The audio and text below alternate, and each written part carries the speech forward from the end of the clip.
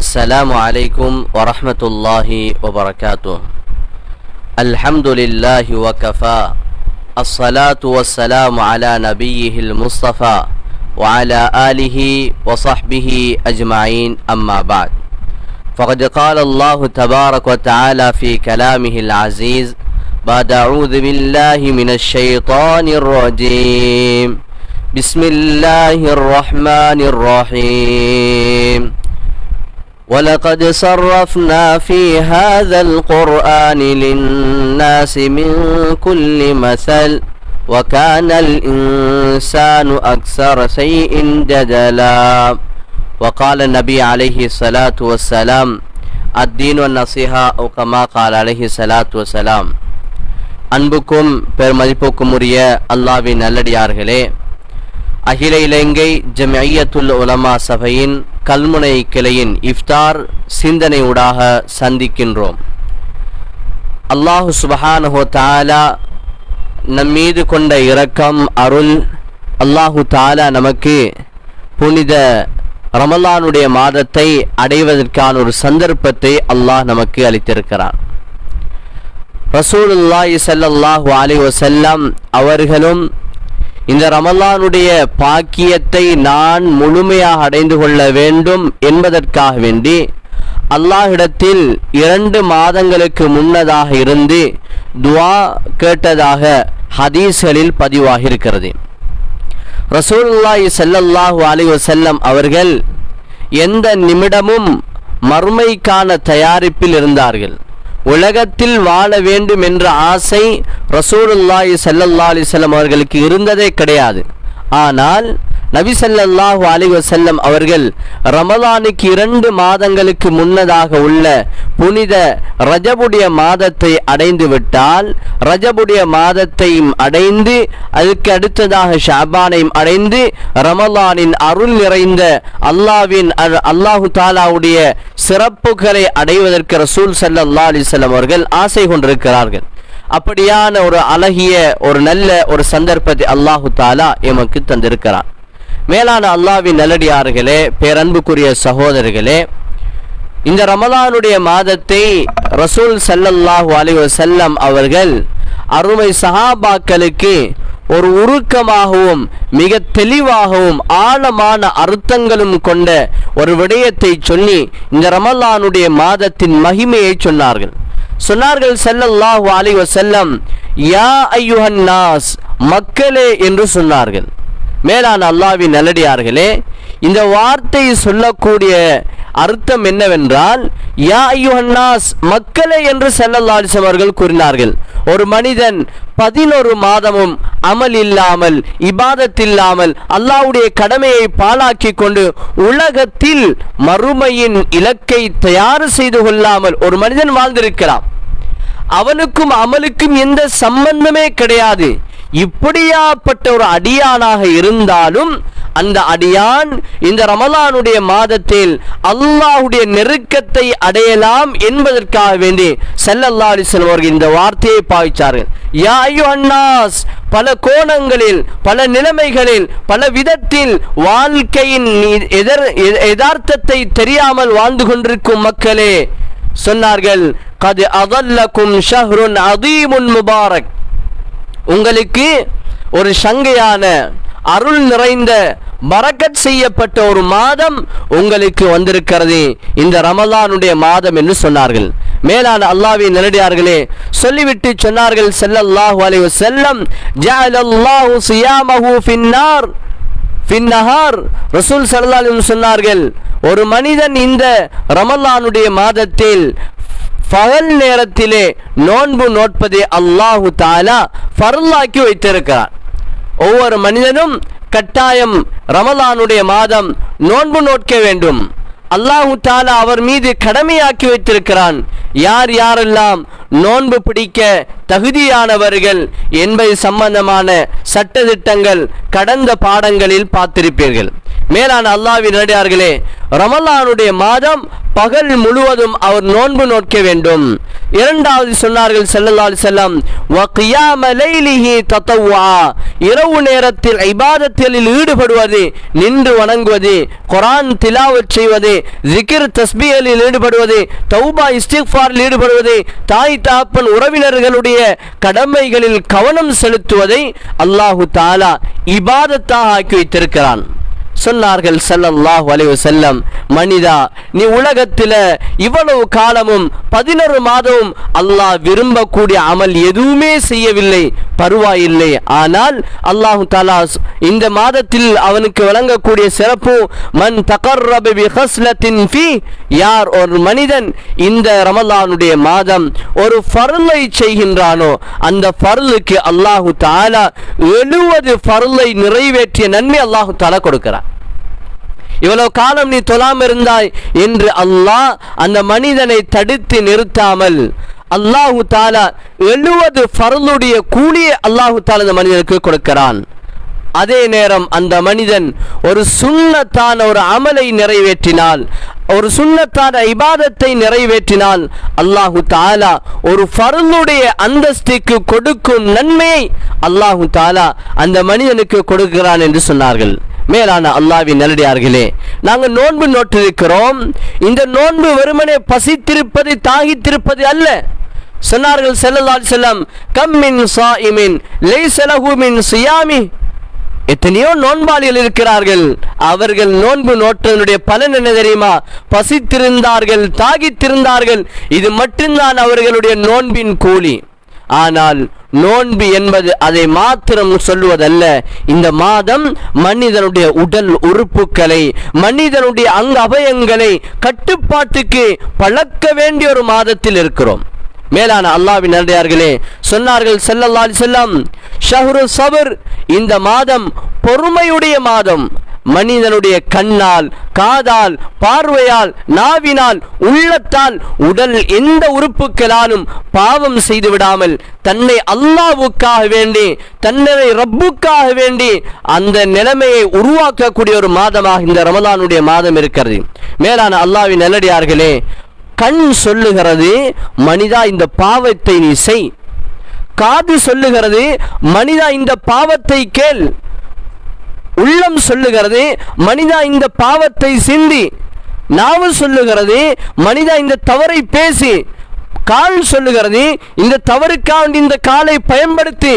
வயிறு சொல்லுகிறது, என்ன நடந்தாலும் பரவாயில்லை, ஹராத்தை சாப்பிடு என்று சொல்லுகிறது. ஆனால் நோன்பாளி அல்லாஹ்வுக்காக ஹராத்தை பார்க்கறதை விடுகிறார். அல்லாஹ்வுக்காக வேண்டி அந்த மனிதர் காதினால் கெட்டவற்றை கேட்பதை தடுத்துக் கொள்கிறார். இதனால் ஒரு பொறுமையை படிக்கக்கூடிய மாதமாக இந்த ரமலானுடைய மாதம் இருக்கிறது. சொன்னார்கள் ஸல்லல்லாஹு அலைஹி வஸல்லம், இதற்கு கூலி என்ன தெரியுமா?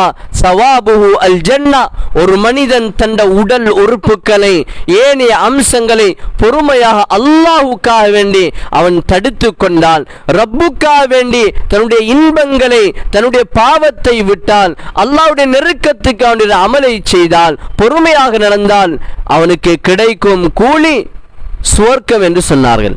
அன்புள்ள அல்லாஹ்வின் நல்லடியார்களே, ரசூலுல்லாஹி ஸல்லல்லாஹு அலைஹி வஸல்லம் சொன்னார்கள், இந்த ரமலான் நாங்கள் பசித்திருப்பது, தாகித்திருப்பது என்பதல்ல. இந்த ரமலானுக்கு என்று ஒரு இலக்கு இருக்கிறது, ஒரு நோக்கம் இருக்கிறது.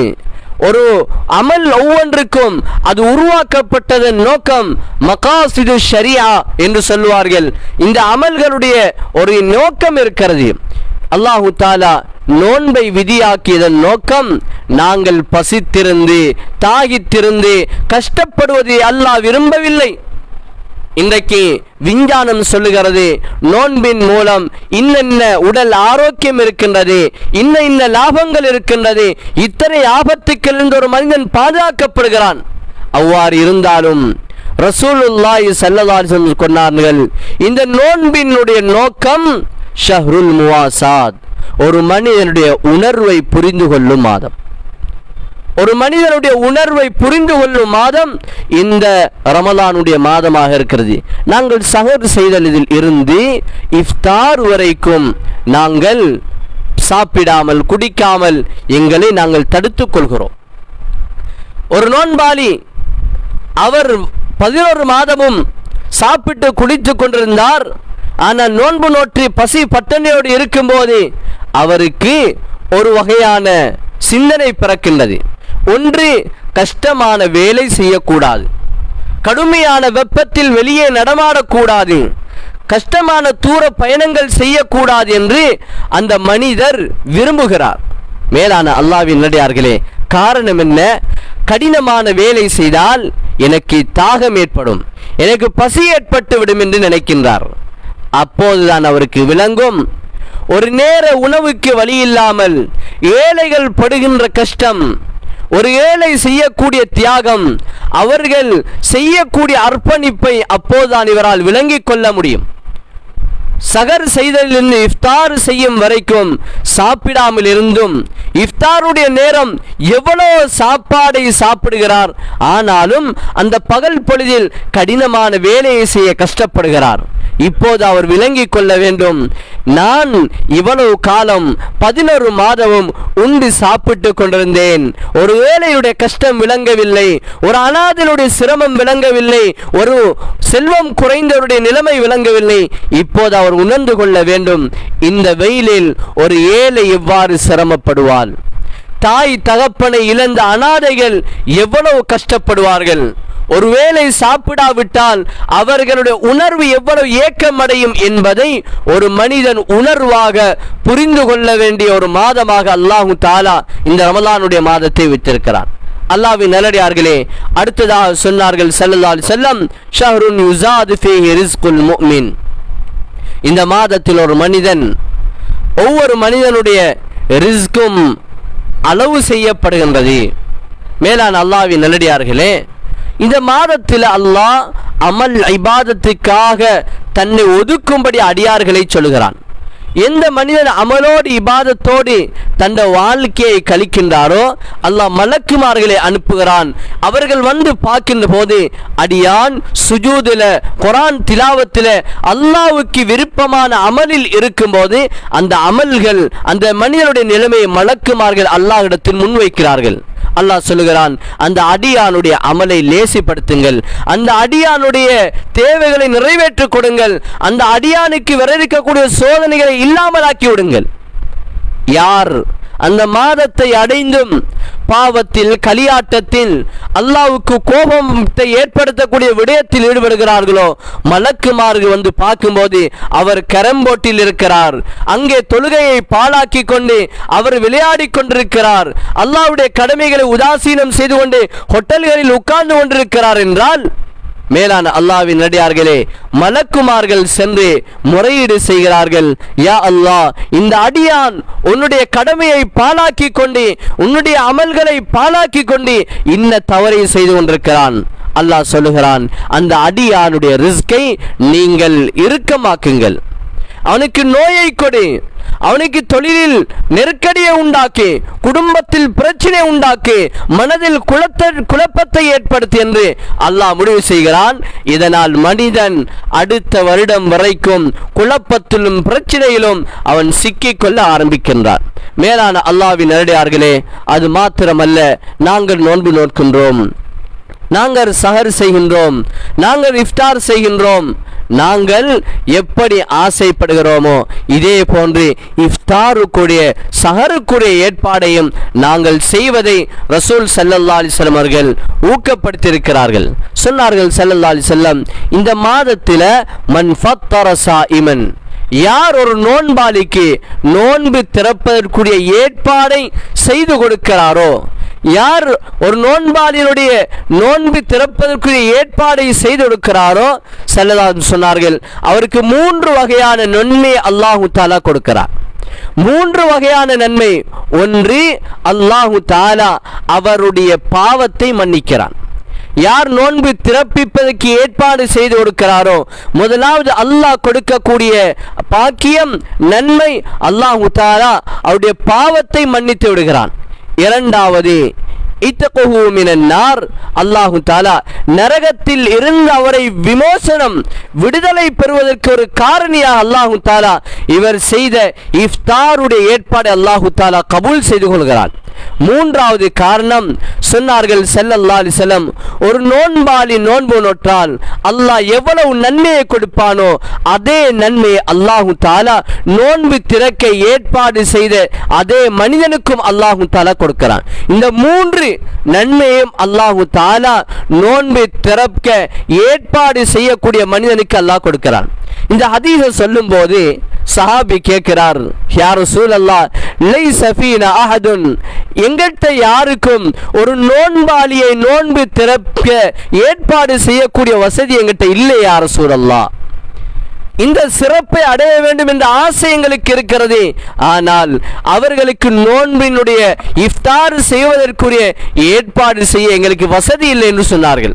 ஸல்லல்லாஹு அலைஹி வஸல்லம் அவர்கள், நீங்கள் ஒரு மிடர் தண்ணீரை கொடுத்தாவது அந்த ஏற்பாடு செய்யுங்கள், இல்லாவிட்டால் நீங்கள் ஒரு பால் மிடரை கொடுத்து நீங்கள் ஏற்பாடு செய்யுங்கள், இல்லாவிட்டால் நீங்கள் இஃப்தாருக்கு வைத்திருக்கக்கூடிய ஈத்தம் பழத்தில் ஒரு ஈத்தம் பழத்தை கிழித்து அதில் ஒரு நாரையாவது கொடுங்கள், அப்போதும் அந்த நன்மை உங்களுக்கு கிடைக்கும் என்று சொன்னார்கள். மேலான அல்லாஹ்வின் நல்லடியார்களே, நாங்கள் ஒரு வருடத்தில் எவ்வளவு சம்பாதிக்கிறோம், எவ்வளோ நாங்கள் சம்பாதித்துக் கொண்டிருக்கிறோம். ஒருவேளை இஃப்தாருக்கு நாங்கள் ஏற்பாடு செய்து கொடுப்பதனால் எங்களுக்கு ஒன்றும் குறைந்து போவது கிடையாது. எனவே அல்லாஹ்வின் நல்லடியார்களே, அல்லாஹ் நமக்கு தந்த செல்வம் இருக்கிறது, நாங்கள் அதனை திட்டமிட்டு நம்முடைய குடும்பத்தாருக்கு அந்த ஏற்பாடை செய்யலாம், நம்முடைய ஊர் மக்களுக்கு அந்த ஏற்பாடை செய்யலாம். மேலான அல்லாஹ்வின் நல்லடியார்களே, இது போன்ற ஏற்பாடுகளை நாங்கள் செய்து கொடுப்பதன் மூலம் நாங்கள் அல்லாஹ்வுடைய அன்பையும் அருளையும் அடைந்து கொள்ளலாம். இந்த இடத்தில் முக்கியமான ஒரு விடயத்தை நான் கட்டாயம் சொல்வதற்கு கடமைப்பட்டிருக்கிறேன். அன்பார்ந்த நிர்வாகிகளே, அன்பார்ந்த பள்ளிவாசலுடைய பொறுப்புதாரிகளே, அன்பார்ந்த ஊர் பிரமுகர்களே, உங்களுடைய சிந்தனைக்கு நீங்கள் எடுக்க வேண்டும். நம்முடைய பள்ளிவாசல்களில் முஅத்தின்மார் இமாம்கள் பள்ளியில் இருக்கிறார்கள், அங்கே அவர்களுடைய இஃப்தாருடைய ஏற்பாடை நீங்கள் சற்று சிந்திக்கிறீர்களா? அவர்களுக்கு இஃப்தாருடைய ஏற்பாடு என்ன இருக்கின்றது என்பதை சற்று சிந்திக்கிறீர்களா? நாங்கள் வீட்டிலே இருந்து கொண்டு பழத்தோடும் சோட்டிஸ் வகையோடும் நாங்கள் அங்கு சாப்பிட்டு கொண்டிருக்கிறோம். நாங்கள் நிர்வாகிகளாக பொறுப்புதாரிகளாக இருக்கிறோம். நாங்கள் நம்முடைய பள்ளியில் கடமை செய்யக்கூடிய முஅத்தினுடைய நிலைமையை பற்றி யோசிக்கிறோமா? முஅத்தின் ஒரு கஞ்சி கோப்பையோடு இருக்கிறார், பள்ளியுடைய இமாம் ஒரு கஞ்சி கோப்பையோடு இருக்கிறார். நாங்கள் இமாமுடைய உணர்வில் நாங்கள் பங்கெடுக்க வேண்டும், நாங்கள் முஅத்தினுடைய உணர்வில் பங்கெடுக்க வேண்டும்.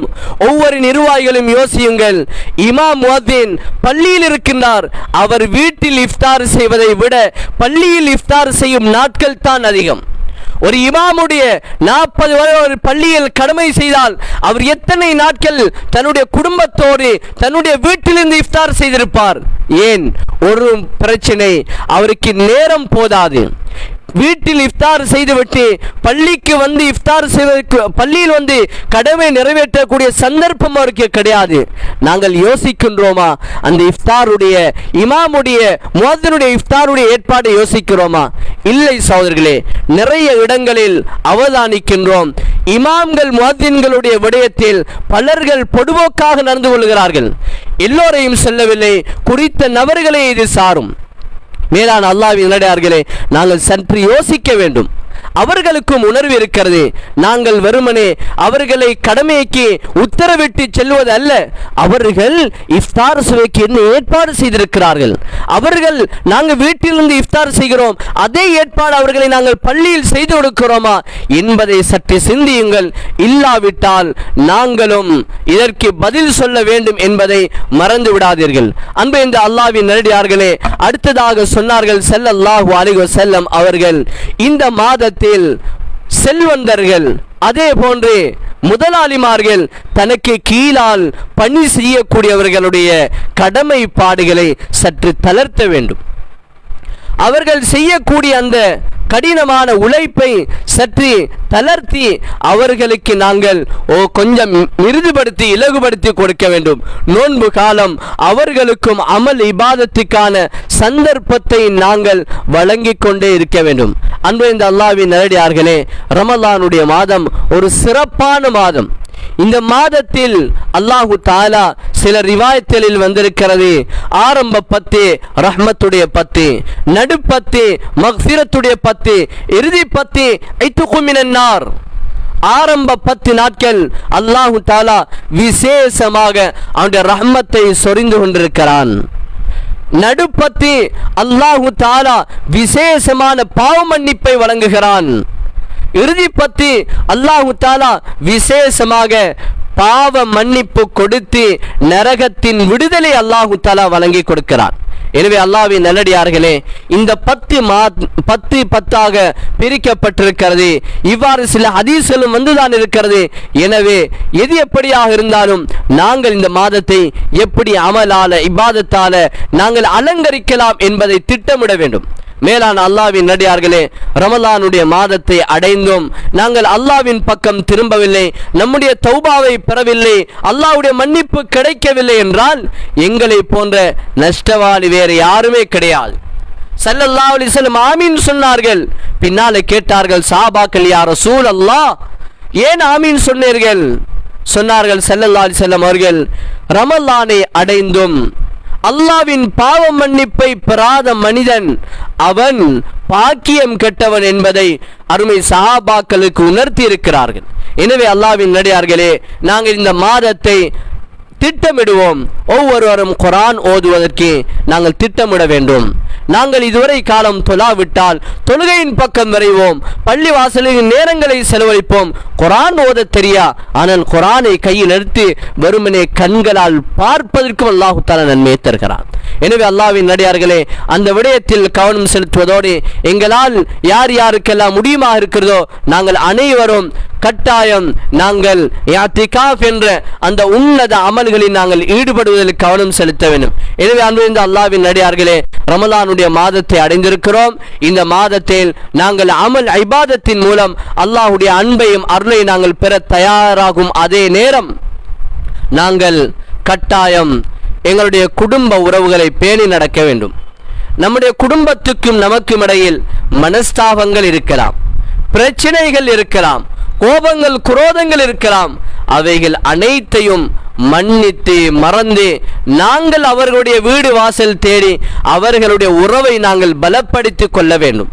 அவ்வாறு செய்கின்ற போது நம்முடைய ரமலான் வெற்றிகரமான ரமலானாக, வெற்றிகரமான தராவியாக, வெற்றிகரமான இஅ்திகாஃபாக, வெற்றிகரமான குர்ஆன் திலாவத்தாக அமையும் என்பதை நாங்கள் மனதில் வைத்து நம்முடைய குடும்ப உறவுகளையும் நாங்கள் சேர்ந்து நடப்போம். எனவே எல்லாம் வல்ல அல்லாஹ் இந்த சிறப்பான ரமலானுடைய மாதத்தில் அவருடைய அன்பையும் அருளையும் நெருக்கத்தையும் பெற்ற நல்ல மக்களாக கழிப்பதற்கு எல்லாம் வல்ல அல்லாஹ் எம் அனைவருக்கும் நல்லது புரிவானாக. வ ஆகிர் தஅவானா அனில் ஹம்துலில்லாஹி ரப்பில் ஆலமீன். அஸ்ஸலாமு அலைக்கும் வ ரஹ்மத்துல்லாஹி வ பரகாத்துஹு.